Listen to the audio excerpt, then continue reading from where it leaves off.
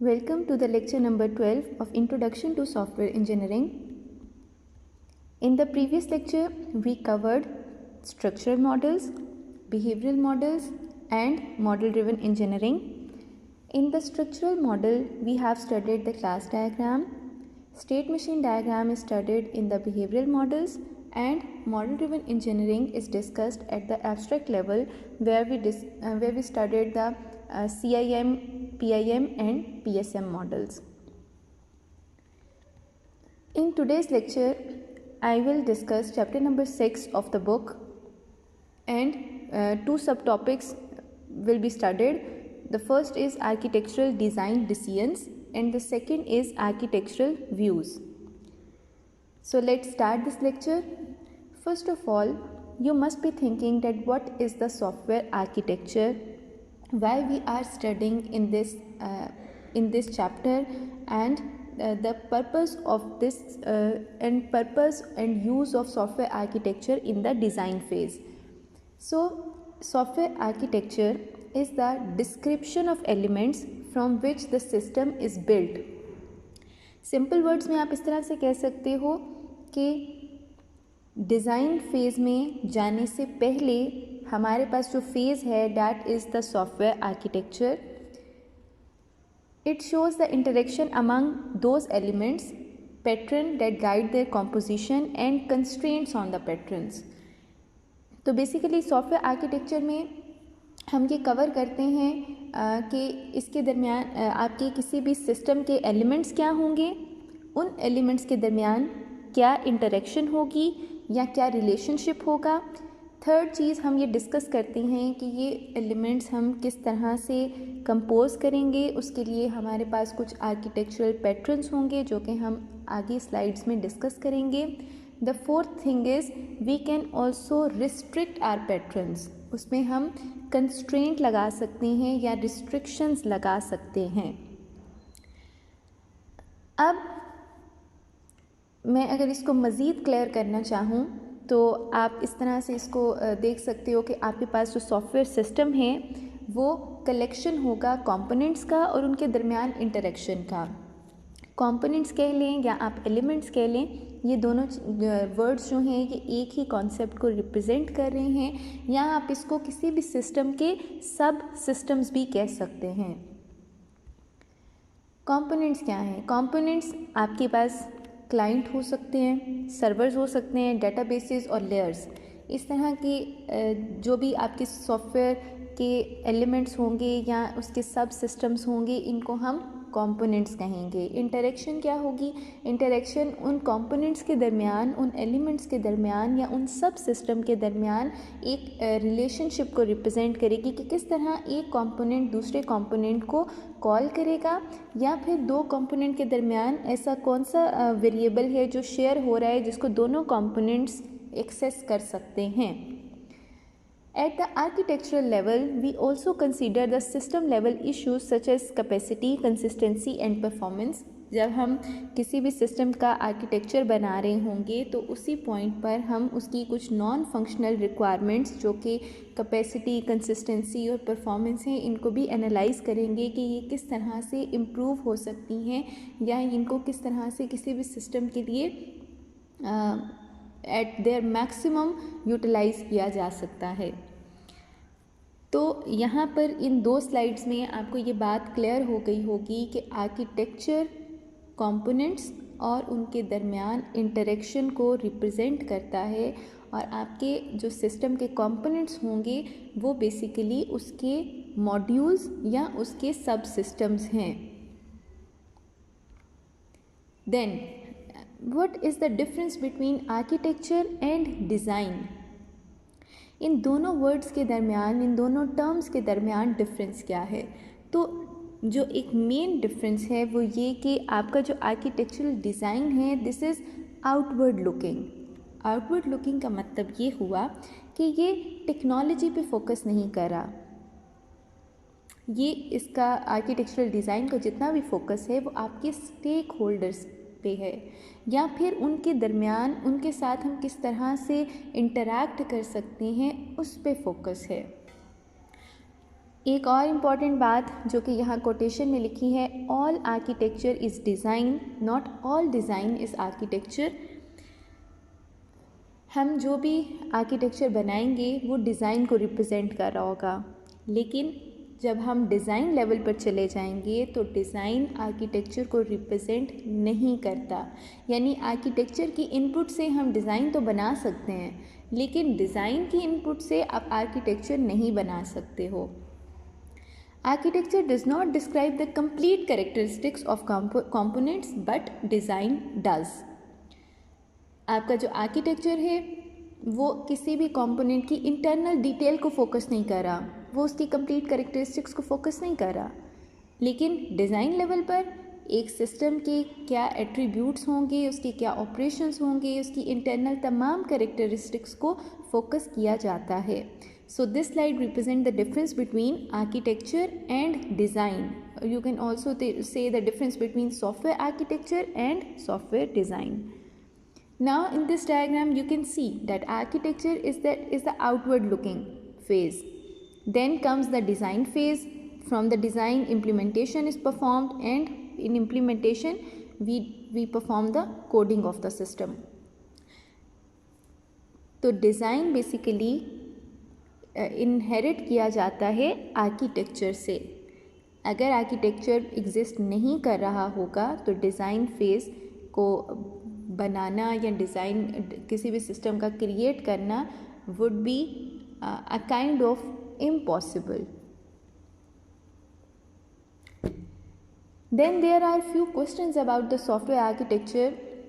The first question is, where does architecture design come from? Architecture जब हमें किसी भी सिस्टम का क्रिएट करना हो तो हम किस तरह से बनाएंगे? The architecture design representation is derived from the system requirement specification and the analysis model.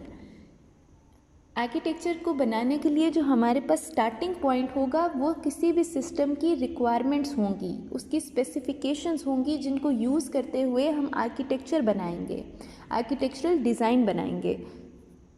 या फिर हो सकता है कि कुछ एनालिसिस मॉडल एग्जिस्ट कर रहे हों, कुछ ग्राफिकल सी पिक्चर हो, एनालिस्ट ने कुछ एनालाइज किया हो, उसको देखते हुए हम आर्किटेक्चर बना सकते हैं. तो आर्किटेक्चर बनाने के लिए आपको जो इनपुट चाहिए that is the requirement specification and the analysis model. Then the next question is, who is responsible for developing the architecture design. अब आर्किटेक्चर डिज़ाइन कौन बनाएगा? अगर आप ब्रेनस्टॉर्म करेंगे तो ऑब्वियसली आपके जहन में भी यही आंसर आएगा कि software architect and designers are involved in this process by translating the software system requirements into the architecture design. Software architecture बनाने के लिए जो लोग रिस्पॉन्सिबल हैं या ये जिनका रोल है वो लोग सॉफ्टवेयर आर्किटेक्ट हैं या डिज़ाइनर हैं, जो कि आर्किटेक्चर डिज़ाइन बनाएंगे. किस तरह से बनाएंगे? ऑब्वियसली सॉफ्टवेयर रिक्वायरमेंट्स को वो यूज़ करेंगे, इनपुट सॉफ्टवेयर रिक्वायरमेंट स्पेसिफिकेशंस होंगी और आउटपुट एक आर्किटेक्चरल डिज़ाइन होगा. Then the third question is, why is software architecture design so important. क्यों इम्पॉर्टेंट है आर्किटेक्चर डिज़ाइन को क्रिएट करना या इसको हम स्टडी कर रहे हैं, इसका क्या फ़ायदा होगा? A poor design may result in the deficient product that does not meet the system requirements, is not adaptive to future requirements, is not reusable, exhibits the unpredictable behavior or performs badly. ये कुछ features हैं जो कि एक poor design में अगर हम एक डेफिशिएंट प्रोडक्ट बनाते हैं या हम एक ऐसी प्रोडक्ट बनाते हैं जो कि कस्टमर की रिक्वायरमेंट को फुलफ़िल नहीं कर रही, तो उसके पीछे जो रूट कॉज होगा वो ये होगा कि आपने डिज़ाइन ही पुअर किया है किसी सिस्टम को. और डिज़ाइन अगर आपने ठीक तरीके से नहीं बनाया तो उसके क्या नुकसान होंगे? उसका नुकसान ये होगा कि सिस्टम रिक्वायरमेंट को वो मीट नहीं करेंगे, तो ऑब्वियसली आपका जो कस्टमर है that would be unhappy. Then the second thing is, your design is not adaptive to the future requirement change. अगर हमें सिस्टम को मॉडिफाई करना हो या फिर उसे चेंज करना हो तो हम नहीं कर पाएंगे. Then comes the third point, आपके पास जो आर्किटेक्चर है वो रीयूजेबल नहीं हो सकता. आप जब भी किसी भी सिस्टम के, हम नेक्स्ट कुछ आर्किटेक्चरल पैटर्न्स पढ़ेंगे और वहाँ पर आपको प्रॉपर्टीज़ नज़र आएंगी कि ये जो आर्किटेक्चरल मॉडल्स हैं इनको हम रीयूज़ कर सकते हैं। अगर हम एक तरह का सिस्टम दोबारा बनाना चाहें तो हम इन मॉडल्स को रीयूज़ करते हैं। So these are the features जिसकी वजह से हमारा एंड प्रोडक्ट ठीक नहीं बनता, और एंड प्रोडक्ट को ठीक बनाने के लिए हमें सॉफ्टवेयर आर्किटेक्चर वाला जो फेज़ है इसको स्टडी करने की ज़रूरत है या इसको इम्प्रूव करने की ज़रूरत है। Now again we can see the difference between architecture versus design which we have already discussed.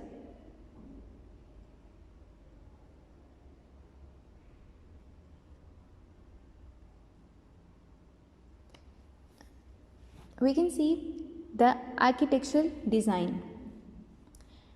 It is an early stage of the system design process. System design को process करने से पहले we perform the architectural design phase. Then it represents the link between specification and design process.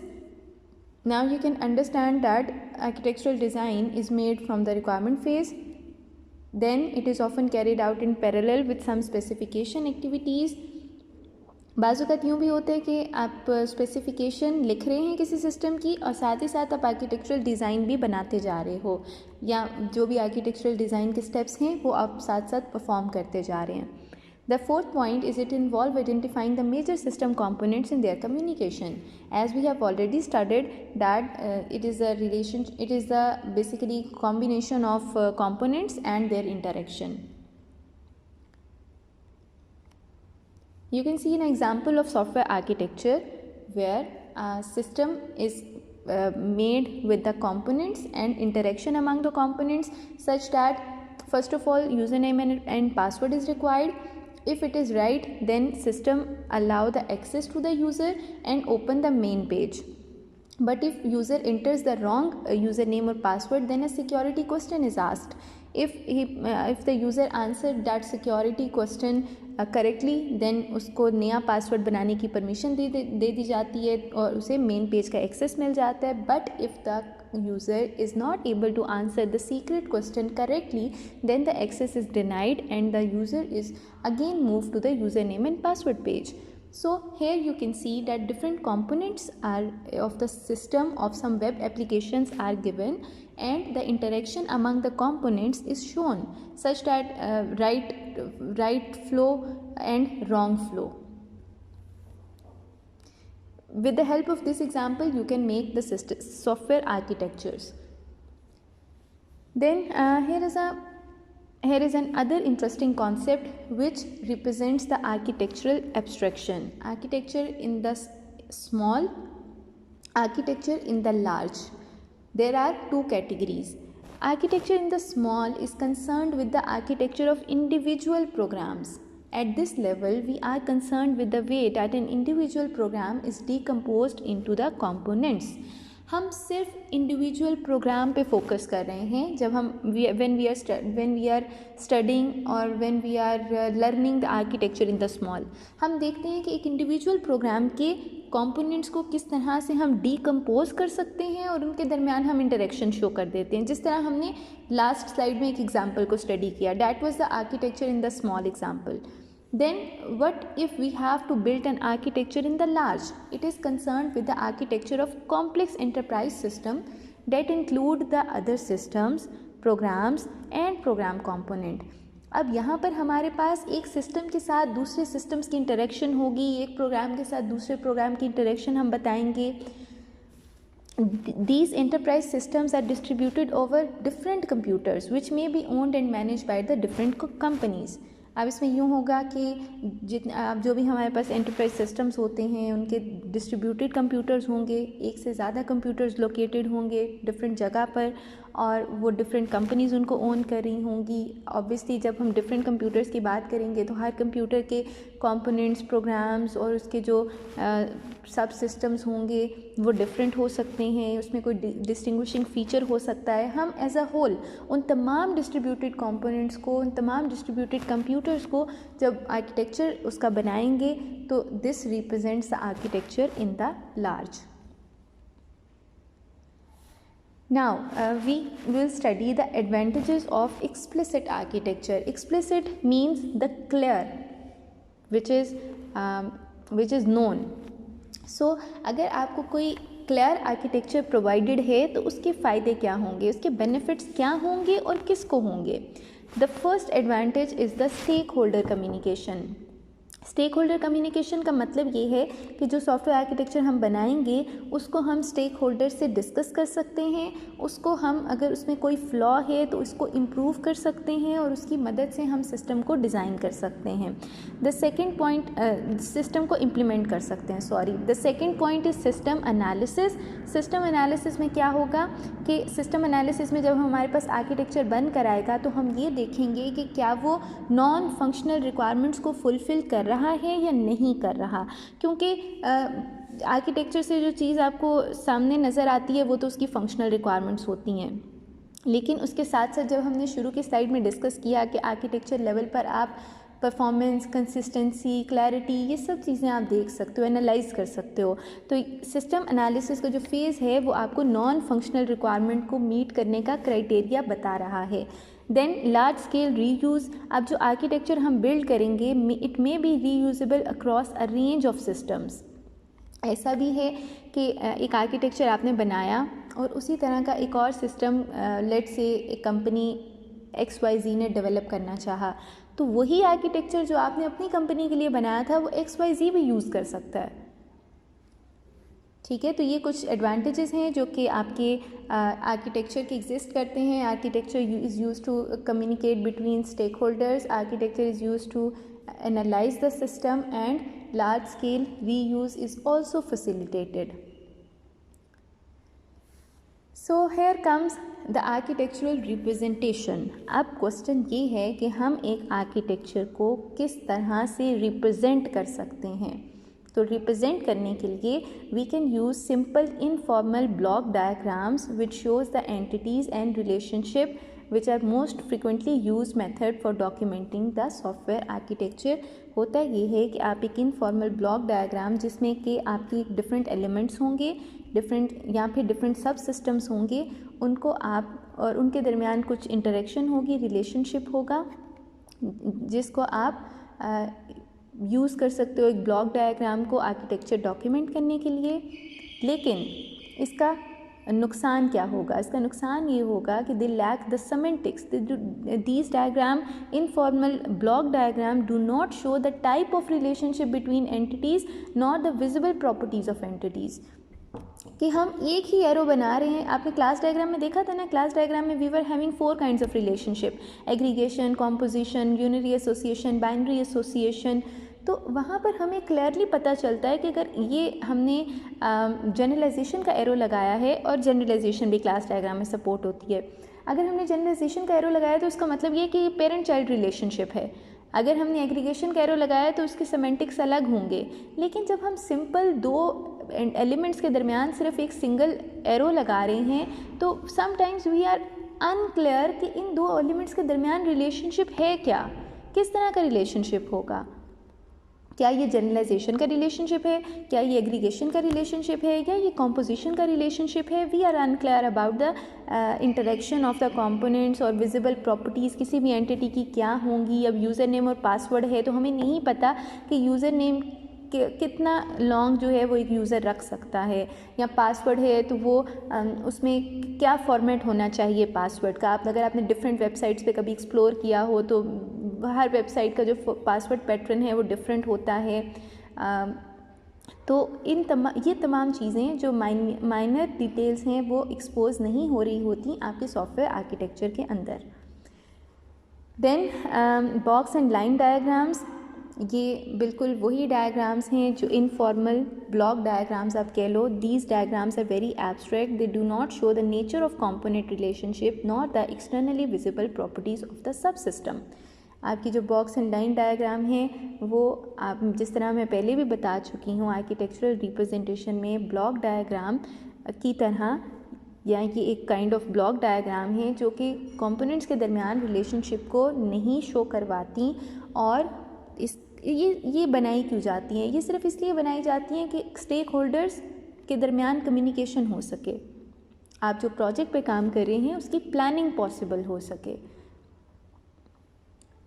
Then we have the use of architectural models. अब architectural models क्या हैं और ये क्यों यूज़ किए जाते हैं? दो चीज़ों के लिए इस्तेमाल किए जाते हैं, as a way of facilitating discussion about the system and as a way of documenting the architecture that has been designed.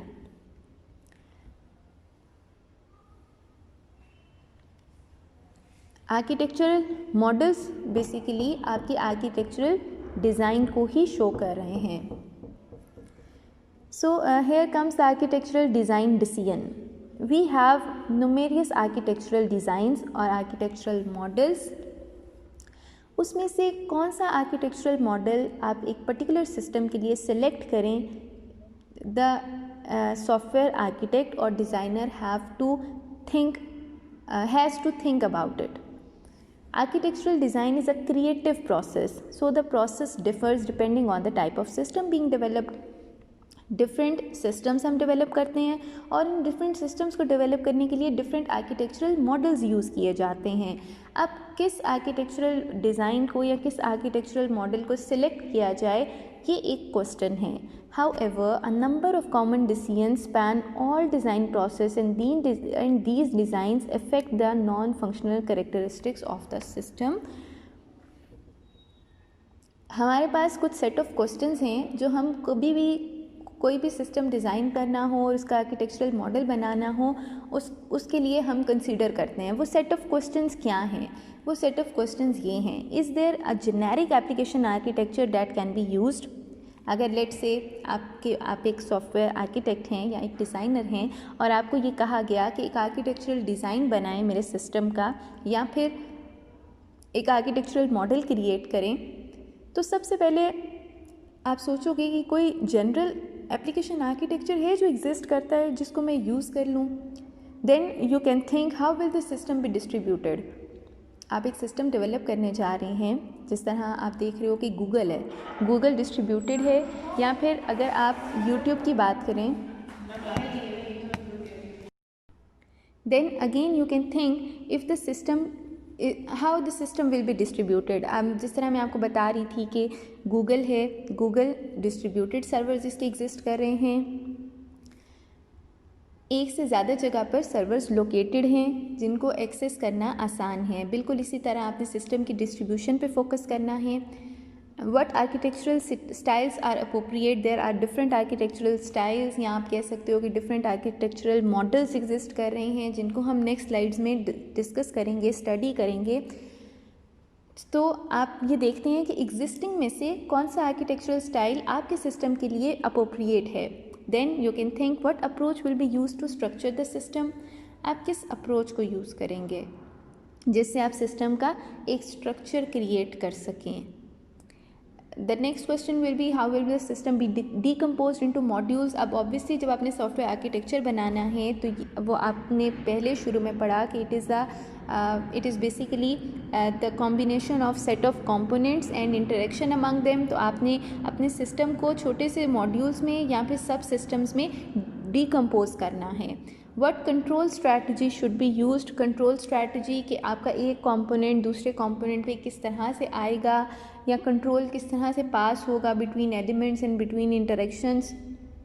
Then software architect and designers can think how will the architectural design be evaluated। अगर हमने एक architectural design बनाया है तो इसको हम किस तरह से evaluate कर सकते हैं कि हमारे सिस्टम के लिए बिल्कुल ठीक है। हम कौन सी चेकलिस्ट बनाएंगे या हम कौन सा क्वालिटी क्राइटेरिया बनाएंगे जिसको यूज़ करते हुए हम आर्किटेक्चरल डिज़ाइन को एवेलुएट कर सकें, जिसमें हम ये बता सकें कि हमारे सिस्टम के लिए ये आर्किटेक्चरल डिज़ाइन बेस्ट है। Then we software architecture or designer can also think that how should the architecture be documented, कि आपने अपने आर्किटेक्चर को किस तरह से डॉक्यूमेंट करना है जिसको जब नेक्स्ट इम्प्लीमेंटेशन फेज़ में फॉरवर्ड किया जाएगा तो आपके को जो प्रोग्रामर्स हैं उनको ये हेल्प आउट करेगा। So it is the most important factor of architecture reuse. Architecture reuse का मतलब ये है कि सेम डोमेन में अगर हम सिस्टम्स बना रहे हैं तो उन सिस्टम के लिए जो आर्किटेक्चर स्टाइल या जो आर्किटेक्चर मॉडल हम यूज़ कर रहे हैं वो दूसरी जगहों पर, दूसरी डोमेन्स पर बेसिकली या फिर दूसरे उस तरह के सिस्टम्स पर भी रीयूज़ हो सके। आप इसको रिस्ट्रिक्ट नहीं करते, आप इसको डोमेन स्पेसिफिक नहीं करते, या आप इसको प्रोडक्ट स्पेसिफिक नहीं करते, आप इसको जनरल रख रहे हैं। Application product lines are built around a core architecture with variants that satisfy the particular customer requirements. अब हमारे पास यहाँ पर एक एग्जांपल है एप्लीकेशन प्रोडक्ट लाइन की। मैं चाहती हूँ कि एप्लीकेशन प्रोडक्ट लाइंस आप लोग स्टडी करें, ज़रा गूगल से देखें कि ये क्या होते हैं। इनके कोर आर्किटेक्चर्स एग्जिस्ट करते हैं। इन कोर आर्किटेक्चर को यूज़ करते हुए हम कस्टमर की रिक्वायरमेंट्स को फुलफ़िल करते हैं। Then architecture and system characteristics. Sometimes we have the system characteristics, but most of the time we can say most of the time we have the system characteristics in hand, और उसको देखते हुए हम अपना architecture model select कर रहे होते हैं या हम देख रहे होते हैं कि कौन सा आर्किटेक्चरल स्टाइल जो है वो ज़्यादा फीजिबल रहेगा। Number 1 is the performance. Performance में ये होगा कि आपने जो भी क्रिटिकल ऑपरेशंस हैं उनको लोकलाइज करना है और उनके दरमियान जो कम्युनिकेशन है उसको कम से कम रखना है। तो जब आप अपना आर्किटेक्चरल मॉडल बनाएंगे तो आप इस तरह से बनाएंगे कि आप बिल्कुल फाइन ग्रेन जो कंपोनेंट्स हैं उन पे आप फोकस करेंगे और उनके दरमियान आपने कोशिश करना है कि कम्युनिकेशन कम से कम हो ताकि हमारे सिस्टम की परफॉर्मेंस इंक्रीज़ हो सके। अगर हमें ये पता हो कि हमारा सिस्टम कोई सिक्योरिटी बेस्ड सिस्टम है तो हम एक लेयर्ड आर्किटेक्चर आसानी से यूज़ कर सकते हैं। लेयर्ड आर्किटेक्चर एक आर्किटेक्चरल डिज़ाइन है या ये फिर एक आर्किटेक्चरल प्रोसेस है।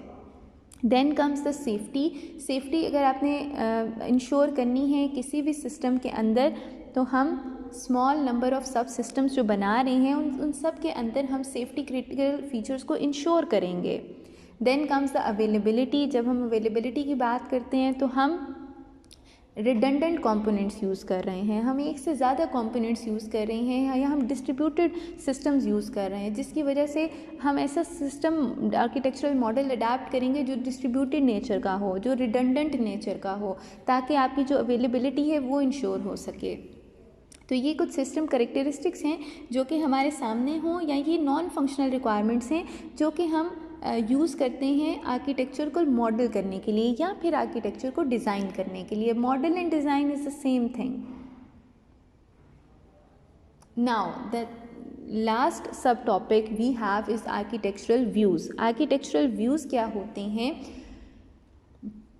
पहला क्वेश्चन ये जहन में आता है कि व्हाट व्यूज़ और perspective are useful when designing and documenting the system architecture. जब हम सिस्टम आर्किटेक्चर बनाएंगे तो हम किस व्यू पर काम करें, क्या पर्सपेक्टिव होना चाहिए हमारे जहन में, या हम क्या नोटेशंस यूज़ करें। अगर हमें ये पता है कि हमें इस व्यू को या इस पर्सपेक्टिव को आर्किटेक्चर बनाना है तो नाउ द क्वेश्चन इज़ हम नोटेशंस कौन सी यूज़ करें जो इस आर्किटेक्चर को या इस व्यू को वो कंपनसेट कर रही है। So the answer is each architectural model only shows one view. Her system के लिए हम एक आर्किटेक्चरल मॉडल बनाएंगे और वो हर आर्किटेक्चरल मॉडल एक व्यू को के साथ लिंक हो रहा होगा, एक व्यू को सेटिस्फाई कर रहा होगा या एक पर्सपेक्टिव को सेटिस्फाई कर रहा होगा।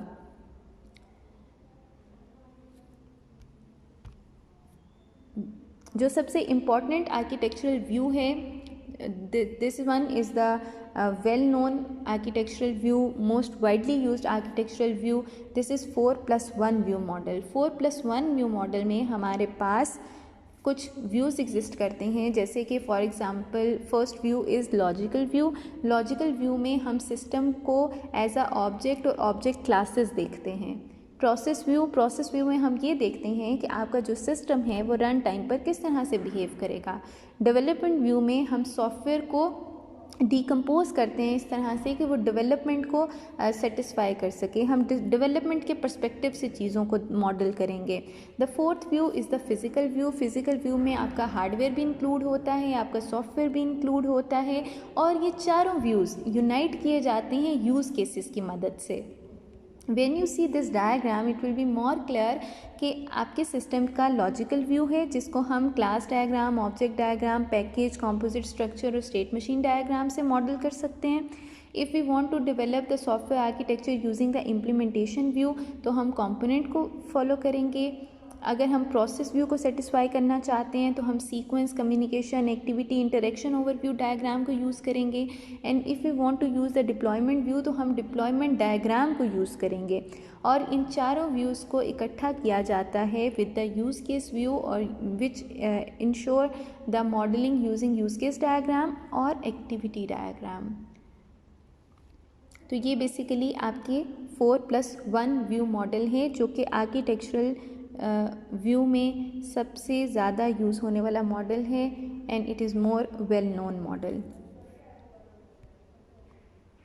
सो in this lecture we studied about the architectural design decisions, जिसमें हमने ये स्टडी किया कि आर्किटेक्चर होता क्या है, आर्किटेक्चर और डिज़ाइन के दरमियान डिफरेंस क्या होता है, आर्किटेक्चर के कैरेक्टरिस्टिक्स क्या होंगे, आर्किटेक्चर का फ़ायदा क्या होगा। फिर उसके बाद हमने स्टडी किया कि इसको डिसाइड किस तरह से किया जाए कि हमने एक आर्किटेक्चरल डिज़ाइन फॉलो करना है।